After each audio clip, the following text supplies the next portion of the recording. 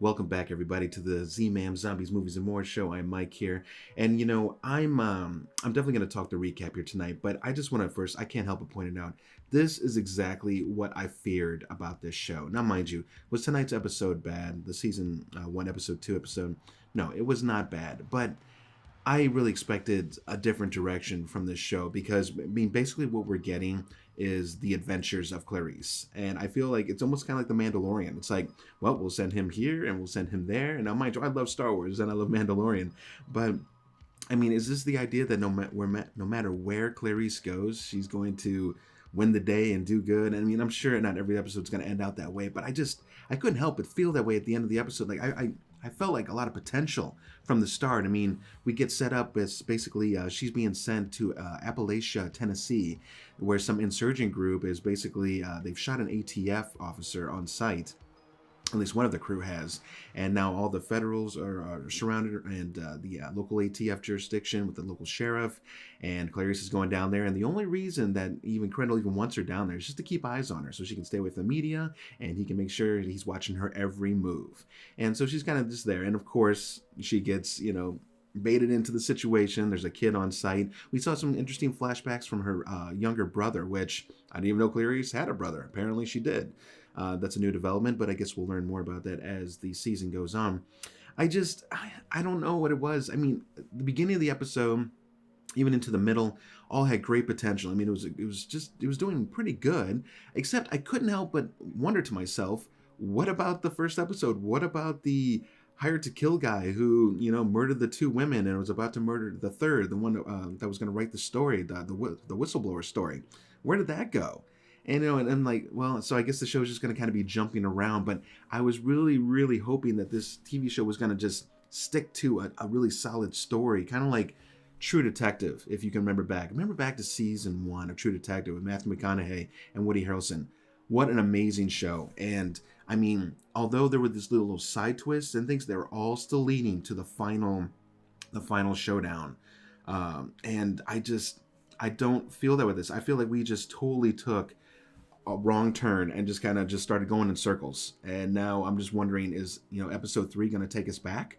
Or are we just going to go further down the line and then eventually we'll get back to Murder for Hire guy and why he was trying to look like a serial killer and what they were trying to cover up? I don't know. Are you feeling the same thing, or is it just me? I almost feel like I'm starting to become too cynical on some of these shows. And again, I don't want to down these TV shows. It was entertaining and I had a good time. And I'd probably give the episode overall maybe like a 6 or so, maybe 6.5, but not much more than that. Right now it's currently holding a 6.3 on IMDb. I have a feeling that is going to start to drop if this show cannot pull back in. I mean, the lead actress playing Clarice, she's doing a solid job. She's very confident and such. I do like the moments where her psyche is breaking and it feels like it can be exploited, but just when you think that's going to go down, she kind of pops back into it and she's back on her game again. The lead, villain in this episode, is it Lucas Novak? I had to hear the name several times. First I thought it was Louis Kovacs, and I'm just like, wait a minute, that sounds like another movie. But anyways, I think his name is Lucas Novak, and he's leading this small little cult group, basically. But we find out more, and this is spoilers in here, so mind you, if you haven't watched it, go watch it first. But he's leading this group, but he's also in bed with the local ATF jurisdiction. So there's a dirty sheriff, and it's kind of like that, like, oh, everything's just starting to come to light. But the idea that the sheriff, that our federal crew, now that they are the FBI, mind you, but the idea that they could just go do a little search and suddenly they know that, oh yeah, they've been tracking the sheriff for a while and that, he's probably dirty and this and that. It's just like, wow, that's awfully convenient. It feels like easy police work. The show, that's Finding Buffalo Bill and serial killers in general and just that solid police detective work. Now, mind you, she did kind of find him by chance in the end, but she was still following up on leads that finally got her to the main solution. I just don't feel like it was there. It was kind of easy, and obviously they're trying to build some relationship there with Crandall, I guess, with Paul, and he started to kind of trust her a little bit, but I don't know, guys. I just was not feeling this in this episode. Entertaining, yes. right for the show, no. If anything, it's starting to come back to that just kind of randomized crime drama, where with the agent just happens to be a very popular name. And think about this too. So Clarice Starling, she's all over the news and this and that, and the main guy, what is it, Lucas, asked for her by name because I guess he's seen her on TV. He thinks he can try and manipulate her, and he almost does in some ways. Luckily, Clarice is able to snap out of it. But I mean, is everywhere she goes?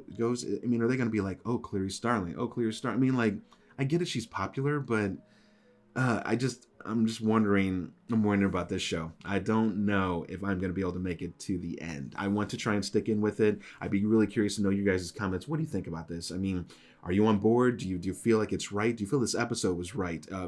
Comparing it to where we just came from with that big episode 1 hit, and the 2 dead women and everything, the story there. I mean, just to totally get derailed and go a whole nother route. How do you feel about that? I don't feel right. So, but anyways, overall, I give the episode a solid 6.5, I think. It was entertaining. I don't think it's right for the Clarice show in general. So I hope they can pull it together. I hope you guys enjoyed this short little synopsis of it. Really, I mean, there's not much else really to talk about on the episode. It was entertaining. That's about all there is to it. And there was no big wins, nothing that you have to know to stay with the story. I mean, you could literally, if episode 3 picks back up with the potential serial killings that happened in episode 1, you could skip episode 2. So that's why I'm kind of questioning the whole premise of the show at the moment. So this is the Z-Man Show. This is Mike. Make sure to come out and check out my content. There's all kinds of stuff. My buddy Adam and I come out usually every Wednesday, and we do like other movie reviews and so forth. We do some gaming here and there, and also have a zombie series out there if you like indie zombie stuff. Low budget, but fun, all in between. So this is the Z-Man Show. Make sure to like and subscribe, and I will catch you guys at the next review. See you guys.